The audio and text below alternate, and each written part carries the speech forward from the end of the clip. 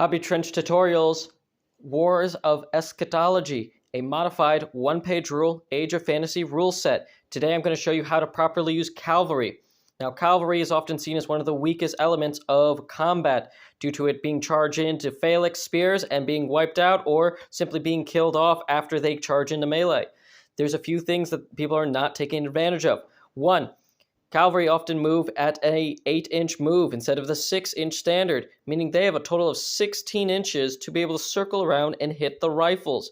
You should have key targets to hit. However, there's an alternative that people don't use often. You have the option in any order to do any action as long as they're not the same action twice.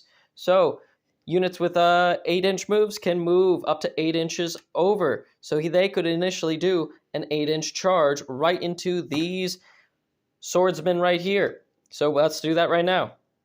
After charging in, they now will have to roll their impact and their attacks and other inequalities. And let's say they do a total of 3 kills here, and they do 1 more after various saves and fails. Now they counterattack, and they only kill 1. So now we're in the results of their second action option, because now they've done their first action charging in.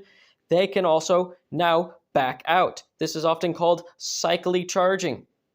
Now that the unit has used its second action to back out, and they rolled their resolutions, failing their morale, they take 1 suppression.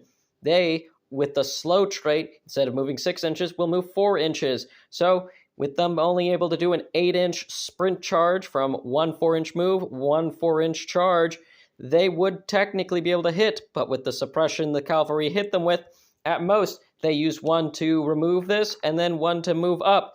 They are unable to reach the cavalry.